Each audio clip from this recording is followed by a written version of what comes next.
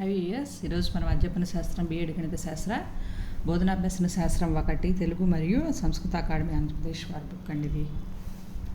ఈ బుక్లో 5వ అధ్యాయంలో ఉన్నామండి. గణితము అభ్యసన వనరులు చాలా ఇంపార్టెంట్ చాప్టర్ అండి. ఇది ఎగ్జామినేషన్ పాయింట్ ఆఫ్ వ్యూలో అకాడమిక్ బుక్ కాబట్టి ఇచ్చండి ఎవ్రీ లైను చదువుకుంటా ఇంపార్టెంట్ పాయింట్స్ నోట్ చేసుకుంటా గుర్తుపెట్టుకోవాల్సిన చోట గుర్తుపెట్టుకుంటా చదువుకోవాలండి. సో ఇవాళ వచ్చేసి లాస్ట్ వీడియోకి కంటిన్యూషన్గా ఇప్పుడు మనం విహారయాత్రలకు వెళ్ళినప్పుడు గణిత సంబంధమైన విషయాలు ఆ ప్రాంతంలో ఎక్కడ ఉన్నాయో తెలుసుకొని చూడవచ్చు అని చెప్పుకున్నాం. ఇక సందర్శనలు అనే అంశాన్ని పరిశీలిద్దాం. ఒక ప్రసిద్ధ గణిత శాస్త్రవేత్త ఆ అభ్యాసకులు ఉన్న ప్రాంతానికి వచ్చినా లేక వారు ఉన్న ప్రాంతానికి అభ్యాసకులు వెళ్ళినా ముందస్తు అనుమతితో వారి వద్దకు వెళ్ళి ఉపయుక్త అంటే అవసరమైన సమాచారం తెలుసుకోవచ్చు, వారి నుంచి మార్గదర్శనం పొందవచ్చండి. సో ప్రత్యేకించి గణితానికి జరిగే సభలు సమావేశాల గురించి తెలుసుకుని వెళ్ళి పాల్గొనవచ్చు. పబ్లిక్ గ్రంథాలయానికి వెళ్ళి గణిత సంబంధ పుస్తకాలు పత్రికలు వెతికి ఆ విషయాలు తెలుసుకోవచ్చు. ఇవన్నీ చేయొచ్చండి మనం సందర్శనార్థం. ఏదైనా ఒక సంస్థ లేదా ఒక పాఠశాల గణిత గ్రంథాలయాన్ని విశేషంగా నిర్వహిస్తూ ఉందనుకోండి, వారి అనుమతితో ఆ గ్రంథాలయాన్ని సందర్శించి అక్కడ ఆ గ్రంథాల స్వభావాన్ని వైవిధ్యాన్ని గ్రహించి నిర్వాహకుల శ్రద్ధను మనము అభినందించవచ్చు. అట్లాగే సమాచార కేంద్రాలను సందర్శించి అక్కడ సమాచారాన్ని గణితీయంగా ఎలా ప్రదర్శిస్తున్నది రేఖా చిత్రపటాలు గ్రాఫ్లు వాటి విశ్లేషణలు ప్రయోజనాలని తెలుసుకోవచ్చండి. సైన్స్ అండ్ మ్యాథ్స్ సెంటర్స్ అందుబాటులో ఉన్న చోట్ల వాటిని సందర్శించవచ్చు.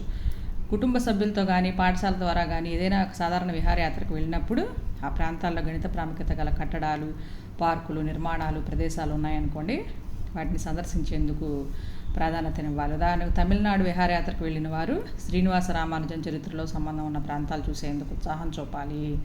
ఢిల్లీలో జంతర్ మంతర్, ఉజ్జయినిలో నీడ గడియారము, అన్నవరంలో గడియారం వంటివి సందర్శించి వారిలోని గణిత విశేషాలు తెలుసుకోవాలి. గ్వాలియర్ కోట చూసేటప్పుడు చారిత్రక ప్రాధాన్యమైన 0 పూర్తి రూపము మ్యాజిక్ స్క్వేర్ను, ఖజురహో దేవాలయంలోనేమో 4x4 మ్యాజిక్ స్క్వేర్ను చూడవచ్చు. ఈ విధంగా వివిధ ప్రదేశాల్లో సందర్శనార్థం వెళ్ళినప్పుడు వాటి యొక్క ప్రత్యేకతలను విశేషాలను తెలుసుకోవాలి. మ్యాథమెటిక్స్ క్లబ్స్, మ్యాథమెటిక్స్ ఫెయిర్స్, గణిత ప్రయోగశాలలు, గణిత మ్యూజియంలు అనేవి విద్యార్థులు ఉపాధ్యాయులు తప్పనిసరిగా సందర్శించవలసిన ప్రదేశాలు. వీటి గురించి విషయాలను మనము 3వ సెమిస్టర్ యూనిట్ 4లో తెలుసుకున్నామండి.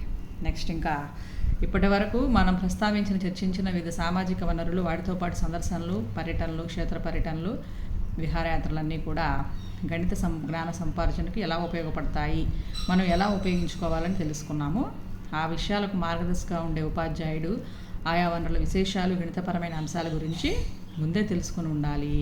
అవసరమైతే ప్రత్యక్షంగా ఆ కార్యక్రమానికి ముందుగానే అక్కడికి వెళ్ళి పూర్తి సమాచారంతో వచ్చి తగిన ప్రణాళికతో నిర్వహించాలి. అప్పుడే ఆశించిన ఫలితాలు లభిస్తాయి. అనుభవాల ద్వారా ప్రజలు తమ అవగాహన జ్ఞానాన్ని నిర్మించుకుంటారని భావన ఆధారంగా ఈ నిర్మాణాత్మకవాదం కన్స్ట్రక్టివిజంలోని చాలా ప్రధాన లక్షణాలు పేర్కొన్న రకరకాల వనరుల వినియోగం ద్వారా సాధింపబడతాయని మనం గమనించవచ్చండి. ఈ విధంగా మనము క్షేత్ర పర్యటనల ద్వారా సందర్శన ప్రదేశాలను చూసి అక్కడ గణిత అనుభవాలని నేర్చుకొని విద్యార్థులకు చెప్తే వారు కూడా గణితం యొక్క ప్రాముఖ్యతను గుర్తిస్తారండి. నెక్స్ట్ ఇక 5.6 వనరుల వినియోగంలో అవరోధాలను అధిగమించుట, handling hurdles in utilising resources. ఇక బోధనా కార్యక్రమంలో మనం ఉపయోగపడుతూ ఆ కార్యక్రమాన్ని విజయం చేయటంలో వనరుల పాత్ర, వనరుల రకాలు, ప్రయోజనాలు ఇప్పటివరకు మనం చర్చించుకున్నాము. అయితే వీటి వినియోగంలో అనేక అడ్డంకులు ఉంటాయి, అవరోధాలు కూడా ఉంటాయి. వీటిని జాగ్రత్తగా పరిష్కరిస్తూ అధిగమించాలి. అందుకు అసలు ఏమేమి అడ్డంకులు వస్తాయి, వాటిని దాటుకోవడానికి ప్రయత్నాలు చేయాలి వద్దా, ఎటువంటివి చేయాలి అని అన్వేషించాలండి. ఇప్పుడు గణిత గ్రంథాలయం ఉంది. బోధనాభ్యసన ప్రక్రియలో గణిత పాఠ్యపుస్తకము ప్రముఖంగా వినియోగంలో ఉంటుంది. పాఠశాల విద్యార్థులు అన్ని అవసరాలను తీర్చే విధంగా ఉండదు ఆ పాఠ్యపుస్తకము. ప్రత్యేక పరిస్థితులు ఉంటే విద్యార్థుల వైయక్తిక భేదాలకు అనుగుణంగా తగిన పాఠ్యపుస్తకం ఎంపిక చేసుకునే స్వేచ్ఛ బోధించే ఉపాధ్యాయులకు నిర్వహించే యాజమాన్యకు ఉండదండి. సూచించబడిన పాఠ్య గ్రంథమే ప్రామాణిక గ్రంథంగా ఉపయోగించాల్సి ఉంటుంది.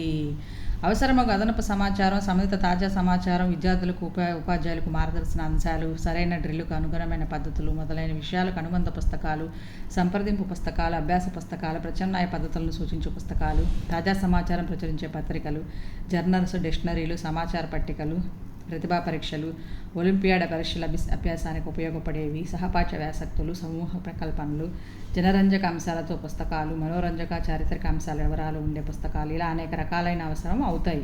అయితే వీటన్నిటిని కలిగి ఉండడం విద్యార్థికి కానీ ఉపాధ్యాయునికి కానీ సాధారణంగా సాధ్యం కాదు.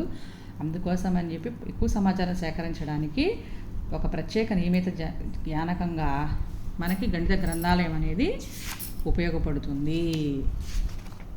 నెక్స్ట్, బోధన అభ్యాసానికి అనుకూల వనరుగా గణిత గ్రంథాలయాన్ని గుర్తించాము. కానీ ఈ వనరుని ఉపయోగించడానికి చాలా అవరోధాలు ఉంటాయి. అవి సేకరణ, ఆర్థిక భారం, భద్రపరచడం, తగిన స్థలం ఏర్పాటు, ఇవన్నీ నిర్వహణ బాధ్యత, యాజమాన్య విషయాలు వంటివి అడ్డంకులుగా మనకి ఉంటాయి. అసలు గ్రంథాలయానికి అవకాశం ఉండదు ఈ పాఠశాలలో. అయితే ప్రత్యేకంగా గణిత గ్రంథాలయానికి అస్తిత్వమే ఉండదు.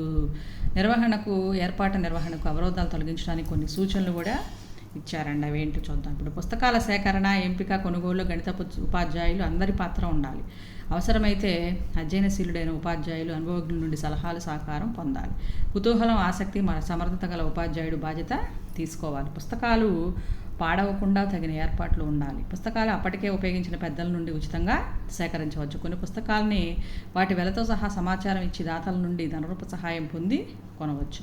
స్పెషల్ ఫీ, సమాజంలోని పెద్దలను గ్రంథాలయ అవసరాన్ని ఒప్పించడం వంటి పనుల ద్వారా ధనాన్ని సేకరించవచ్చు. ఏవైనా సంస్థలు పుస్తకాలు, జర్నల్స్ పంపించే సదుపాయాలు అన్వేషించవచ్చు.